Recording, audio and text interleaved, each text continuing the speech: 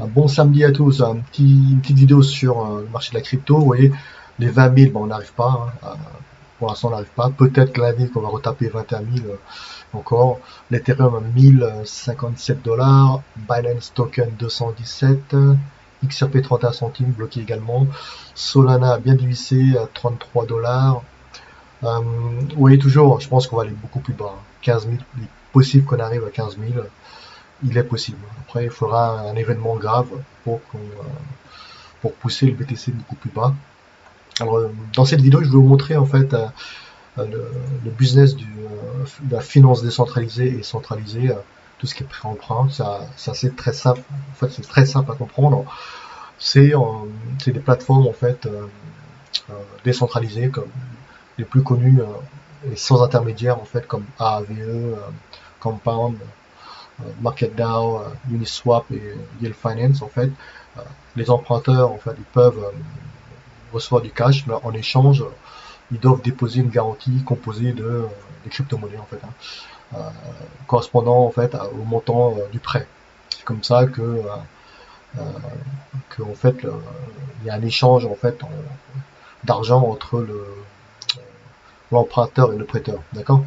Mais par exemple dans MarketDAO, MarketDAO exige en fait au moins 150% à 200% du montant du prêt comme garantie, d'accord, parce qu'il va se couvrir au cas où le prix de l'actif collatéral baisse, etc. Donc le problème de ce business-là, en fait, tout va bien lorsqu'on est en bull market, dans un marché haussier, d'accord. Le prix de l'actif va prendre de la valeur, mais lorsque le marché chute, marché baissier, eh ben, l'emprunteur en fait s'expose à la liquidation de ses positions, d'accord. Donc il faut qu'il rajoute du cash, etc. pour maintenir euh, sa position. Bon, les plus connus, en fait, les 5 plateformes décentralisées les plus connues, c'est Aave, Compound, MarketDAO, Uniswap et Yield Finance. Maintenant, comparons à tout ce qui est finance centralisée, prêt-emprunt également. Alors, c'est le même principe, sauf que vous passez par un exchange centralisé, d'accord. Donc, ils peuvent vous prêter de l'argent en échange de déposer comme garantie un actif, crypto-monnaie, Bitcoin, Ethereum, etc. Même principe, sauf qu'il n'y a pas d'intermédiaire. Il y a un intermédiaire dans CeFi, parce que c'est la finance centralisée, gérée par une entreprise. Le problème de ça, le prêteur, son risque, c'est que la garantie, que les prix en fait du BTC, par exemple, comme garantie, baissent en fait. D'accord. Donc l'emprunteur s'expose à la liquidation également de ses positions, donc il faut qu'il rajoute du cash pour maintenir ses positions. Alors le problème de ça, il n'y a pas de transparence en termes de comment comment l'exchange, comment l'entreprise en fait pré-emprunt gère ses risques. Parce que là, on se rend compte que tout va bien en 2021 quand le marché monte haussier, les prix des actifs montent, pas de problème, ok, tout le monde est content, il y a de l'argent à se faire, mais lorsqu'en 2022 il y a un marché baissier, ça s'appelle ça bear market, là tout le monde commence à paniquer, etc. Et manque de liquidité, faillite, etc. Et ce qui est étonnant dans ce genre de business, c'est que normalement vraiment le principe de base, lorsque vous avez un risque, lorsque vous prêtez par exemple 100 euros et que la personne, l'emprunteur vous donne comme garantie, je sais pas moi, allez, du BTC, du Bitcoin, vous, votre risque en tant que prêteur, que le prix du BTC baisse, d'accord. Normalement, euh, c'est la base de la finance, c'est vous devez couvrir votre position, couvrir contre la baisse du prix de la garantie du Bitcoin, d'accord. Et il existe en plus sur le marché actuellement, que ce soit à la bourse traditionnelle ou bien dans les exchanges de crypto-monnaies, la possibilité de DG, on appelle ça DG, de couvrir contre la baisse du prix d'un actif. Donc il y a des contrats futurs short, on peut shorter à découvert, ce qui vous permet en fait de spéculer à la baisse en fait, et donc vous pouvez racheter beaucoup plus bas et vous faites un gain comme ça.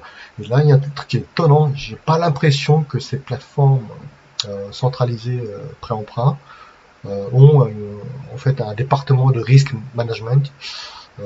J'ai pas l'impression qu'ils ont couvert hedger leur position, ce qui est étonnant. Là, on va voir l'exemple que je vais vous montrer. Il y a BlockFin. BlockFin, c'est pareil, c'est une plateforme de prêt-emprunt, crypto-monnaie, et maintenant ils se retrouvent en difficulté financière. Donc c'est FTX qui va racheter en fait cette boîte en fait. En plus, les taux quand même proposés de BlockFin n'est pas non plus super élevé. Hein.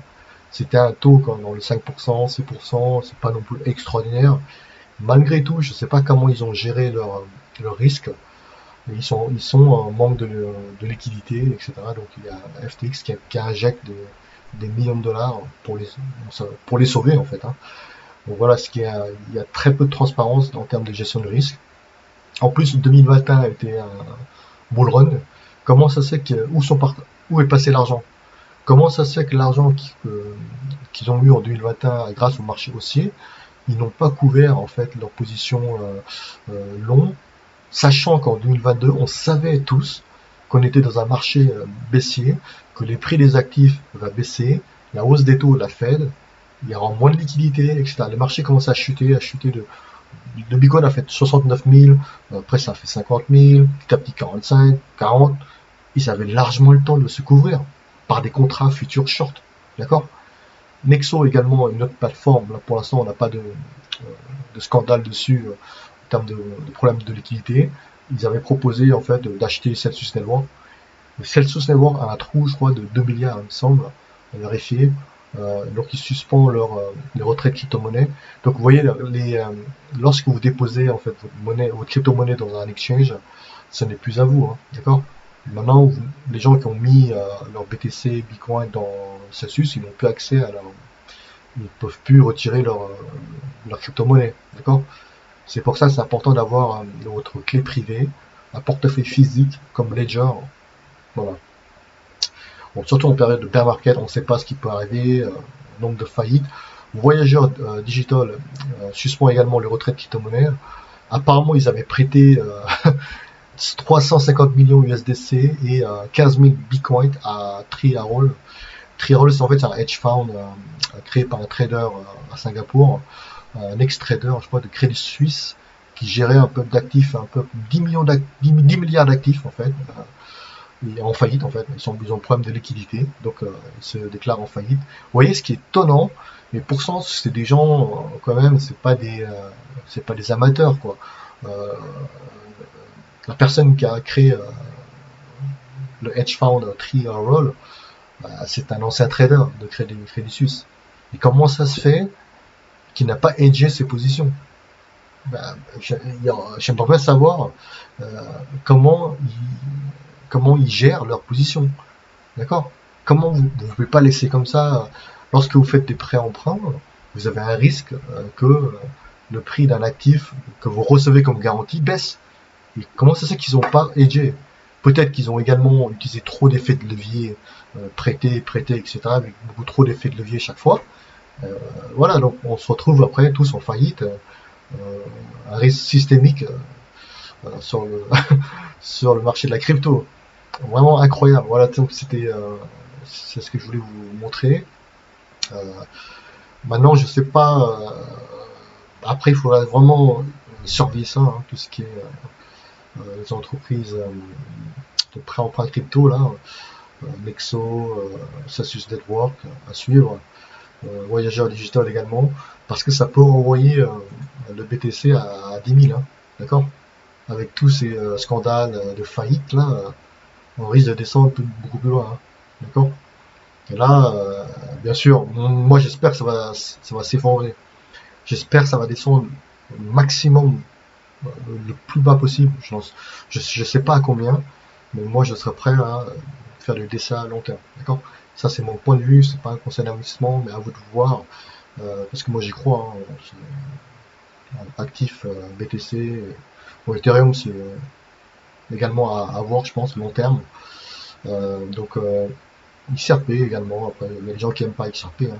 Binance Token très très bien, Solana également très bien. Ça c'est mon point de vue à moi, hein, à vous de voir, faites votre propre recherche, d'accord? L'argent que vous mettez, c'est ce que vous êtes prêt à perdre. Si vous n'avez Si à la fin des mois vous êtes à découvert que vous n'avez même pas à manger, ça sert à rien d'investir dans la bourse, dans la crypto, etc. D'accord? Soyez cohérent avec vous-même. Ne pas n'investissez que l'argent que vous êtes prêt à perdre, etc. Et donc, en plus, si vous n'avez pas vendu, vous n'avez pas perdu, d'accord? Également pour les gains, gains latents, perte latente, si vous n'avez pas vendu, etc. Voilà, voilà. Donc, ce qui est vraiment étonnant, c'est que honnêtement, je sais pas où on va aller là. En plus, avec un environnement de hausse des taux et de baisse de liquidité, je sais pas où on va aller.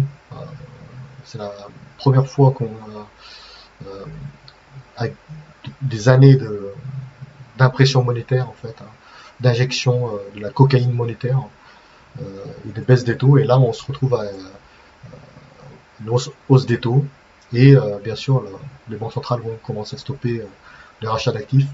Et donc là, ça va être très très dur, je pense, 2023. Donc je ne sais pas où on va aller au niveau bourse et niveau crypto-monnaie. D'accord. Après, pour les gens qui ont du cash, ils pourront toujours, bien sûr, acheter au plus bas. Hein.